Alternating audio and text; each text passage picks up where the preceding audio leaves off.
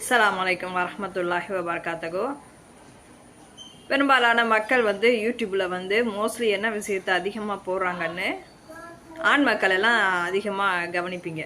ஆண் மக்களும் கவனிப்பீங்க, பெண் மக்களும் கவனிப்பீங்க. ஏன்னா அந்த மாதிரி ஒரு விஷயம் பெண் மக்கள் எதுக்கு முக்கியமாக போடுறாங்கன்னா, தனது வாழ்க்கையில் அன்றாட ஒரு விஷயத்தை நம்ம என்னென்ன பண்ணுறோம், என்னென்ன செய்கிறோம், என்னென்ன ஒரு விஷயம் பண்ணுறோன்னு சொல்லிட்டு எதுக்கு தெரியப்படுத்துகிறாங்க? அவங்க மனதில் உள்ள குமுறல் தான். ஏன்னா சில ஆண்கள் பெண்களை ரொம்ப மட்டம் தட்டுறது. வீட்டில் சும்மா தானே இருக்க, உனக்கு என்ன, நாங்கள்லாம் வெளியில் போய் சம்பாதிக்கிறோம். அல்லாஹ் ஆண்களுக்கு சலுகையை கொடுத்துருக்கான். மாஷா அல்லாஹ்.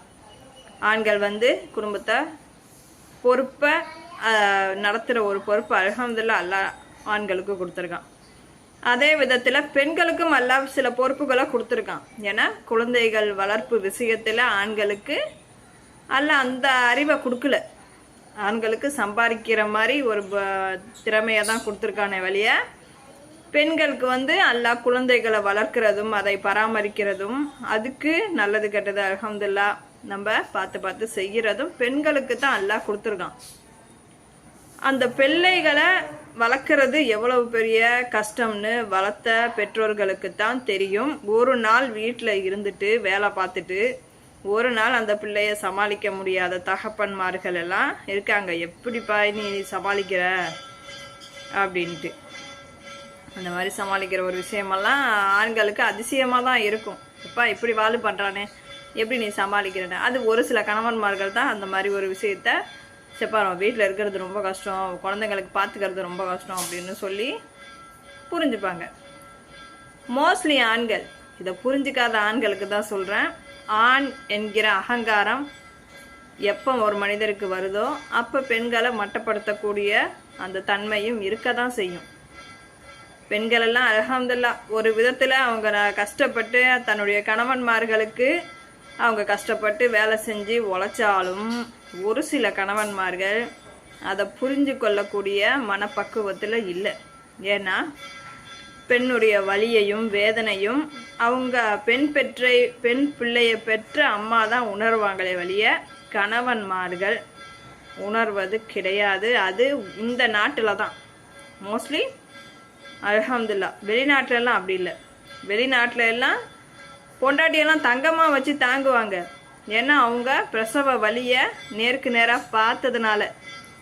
அல்ஹம்துலில்லாஹ். அரசியல்வாதிகள் அந்த மாதிரி அரசியல் நடத்தக்கூடிய மனிதர்களுக்கு ஒரு கோரிக்கை வைக்கணும்னா, இந்த வரப்போகிற ஜென்ரேஷனில் இந்த மாதிரி பெண்களுடைய பிரசவ வேதனையை அவங்க பார்க்குற மாதிரி ஆண்களுக்கும் பர்மிஷன் கொடுக்கணும். அப்போ அந்த வேதனையை வலியை கஷ்டத்தோட அந்த குழந்தைய பெற்று அந்த மனைவி கொடுக்கும் பொழுது ஒரு விதத்தில் அவங்க மனைவியை இன்சல்ட் படுத்தினாலும் இந்த விஷயத்தை அவங்க யோசிக்கும் பொழுது அவங்களுடைய கோபமெல்லாம் பறந்து போயிடும். அதனால தான் வெளிநாட்டில் அந்த மனைவிக்கு கணவர் அவ்வளவு ஒரு முக்கியத்துவத்தை கொடுப்பாங்க. உண்மையிலே அது அருமையான ஒரு விஷயம் அல்ஹம்துலில்லாஹ். ஆனால் இந்த தமிழ்நாட்டில் தான் இப்படி ஒரு சிஸ்டத்தை வைக்காமல் இருக்கிறாங்க. அல்ஹம்துலில்லாஹ். நான் வரப்போகிற காலத்தில் இந்த மாதிரி ஒரு சிஸ்டம் வந்துச்சுன்னா கண்டிப்பாக கணவன் மனைவிக்குள்ள எந்த பிரச்சனையுமே வரத்துக்கு வாய்ப்பு இல்லை. அப்படியே வந்தாலும் இந்த ஒரு வேதனையை அவங்க நினச்சி பார்த்தாங்கன்னா, ஏன்னா ஆண்களுக்கெல்லாம் இலகிய மனது தான்.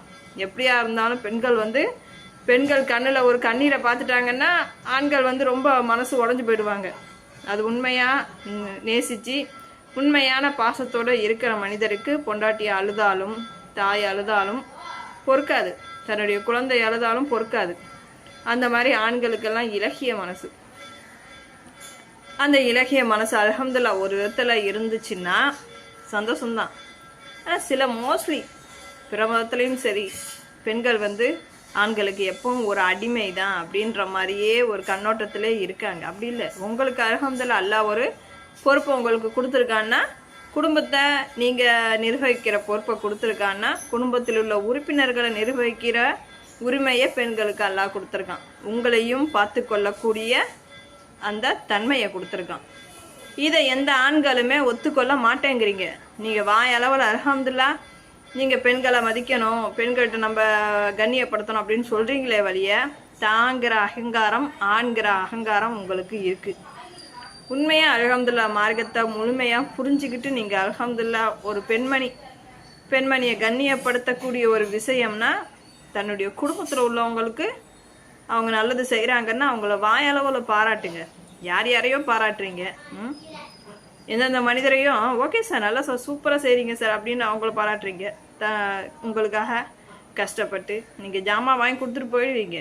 அதை ப்ராசஸிங்காக அதை செஞ்சு கிஞ்சி பண்ணுறதுக்குள்ளே அவங்களுக்கு தான் அந்த வேதனை தெரியும். ஈஸியாக சொல்லிடுறீங்க, வீட்டில் இருக்கிற உனக்கு என்ன தெரியும், வெளியில் நாங்கள் உழைக்கிற எங்களுக்கு தான் தெரியும்.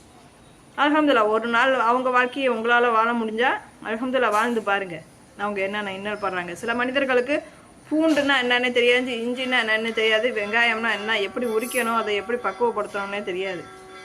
அந்த மாதிரி ஆண் மக்கள் மிக மோஸ்ட்லி குடும்ப விஷயத்தில் எதையுமே தலையிடாமல் இருக்காங்க. சிந்திங்க, இதை சிந்திக்கிறதுக்காக தான் நான் சொல்கிறேன்.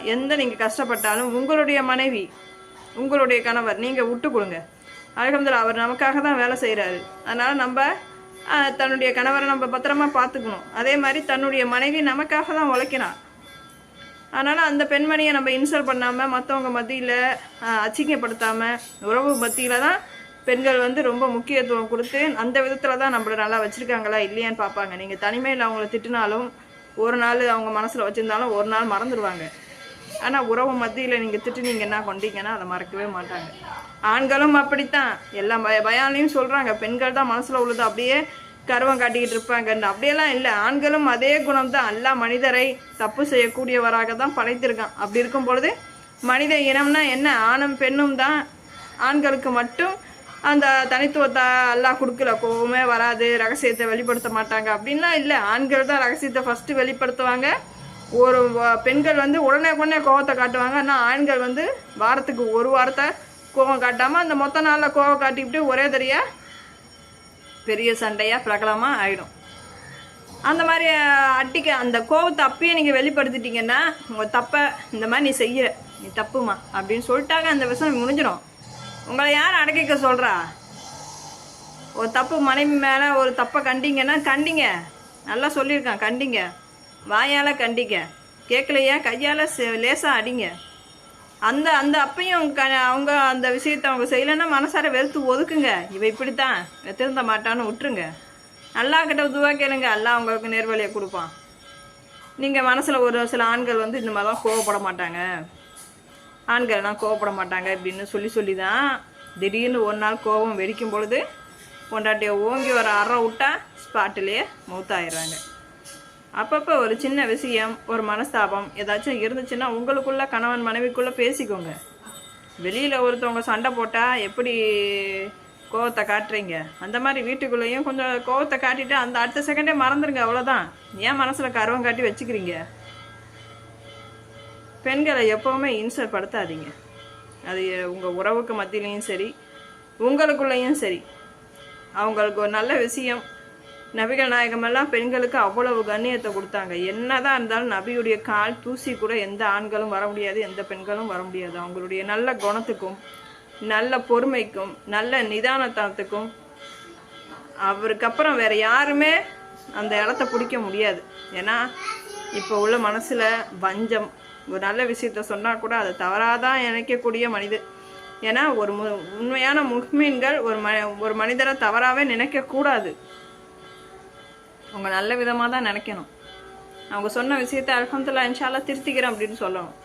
ஆனால் இப்போ உள்ள காலகட்டத்தில் நம்ம ஒரு விஷயத்த சொன்னாலே அது இந்த மாதிரி தவறாக தான் புரிஞ்சுக்கிறாங்க. ஆண்களும் சரி பெண்களும் சரி தவறான புரிதலில் தான் இந்த மாதிரி பேட் கமெண்ட்டு, பேட் எதிர்வாத பேச்சு பதிவிடுறது அந்த மாதிரிலாம் வருது.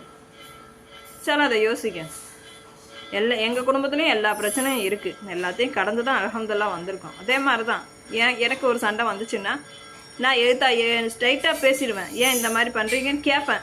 என்னுடைய கணவரை நான் கேட்பேன். கேட்டு அதுக்கப்புறம் அடுத்த செகண்டே நான் பேசாட்டி போனாலும் என்னுடைய கணவர் பேசுவார்.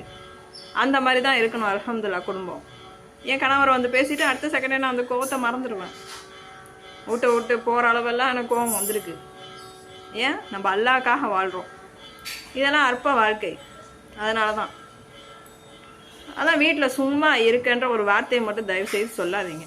உங்கள் கஷ்டம் உங்களுக்கு எப்படி பெருசோ அதே மாதிரி பெண்களுக்குள்ள கஷ்டம் அவங்களுக்கு. வரப்போகிற காலகட்டத்தில் இந்த காலகட்டத்தில் அல்ஹம்துலில்லாஹ் கேஸு இது வந்தாலும் இந்த சமையலுக்குரிய வேலை வந்து இலகுவாக வந்துருச்சுன்னு நீங்கள் நினச்சாலும் அந்த விஷயத்தை நம்ம பராமரிக்கக்கூடிய விஷயத்துலேயே நமக்கு இன்னும் கொஞ்சம் எக்ஸ்ட்ரா வேலை தான் வரும்.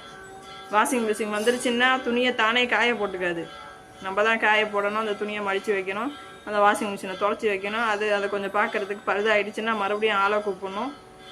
இதெல்லாம் அன்றாட வாழ்வையில் உள்ளது. இதெல்லாம் வந்துருச்சுன்னு உங்களுக்கு வேலை கம்மி இது கம்மி அப்படின்னு சொல்கிறதெல்லாம் அறிவீனமான ஒரு செயல். புரியுதா மக்களே? வேக்கம் மிஷின் வாங்கினாலும் ஒரு இடத்துல நிற்காது. வேக்கம் மிஷினு வீடு ஃபுல்லாக சுற்றி ரவுண்டு அடிக்கணும்.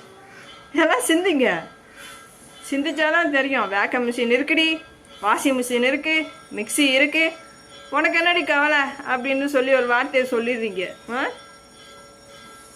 எந்த ஒரு விஷயத்தையும் நம்ம யூஸ் பண்ணாதான் அதை செயல்படுத்த முடியும். அந்த மாதிரி தான் அவங்க அந்த மாதிரி கஷ்டப்பட்டு செய்கிறதுக்கு கொள்றதுனால தான் உங்களுக்கு ருசியான சமையலெல்லாம் வருது. அவங்க இலகுவாக வேலை பார்த்துட்டு உங்களுக்கு சீக்கிரமே சமைச்சு கொடுக்குறாங்க. அதையும் யோசிக்க மாட்டேங்கிறீங்க.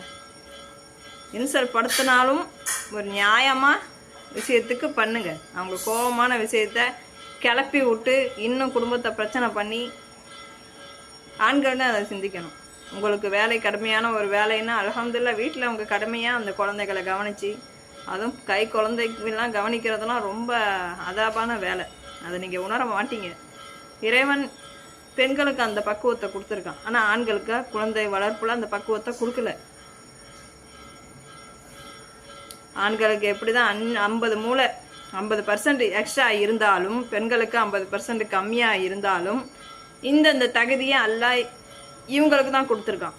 பெண்களுக்கு குழந்தை வளர்ப்பை பார்த்துக்கிற பக்குவத்தை அல்லாஹ் கொடுத்துருக்கான். ஏன்னா அதிக மோஸ்ட்லி பிள்ளைகள் தாய்கிட்ட தான் ரொம்ப இதுவாக இருக்கும். இதெல்லாம் சிந்திங்க. அல்ஹம்துலில்லாஹ் நம்முடைய மனைவி கிட்ட நம்ம ஒரு சந்தோஷமான ஒரு வார்த்தையை பேசுறது கூட தர்மம் செய்கிற மாதிரி தான். அதனால் இன்முகத்தோட மனைவி கிட்ட பேசுங்க, அதே மாதிரி இன்முகத்தோட கணவர்கிட்டையும் பேசுங்க.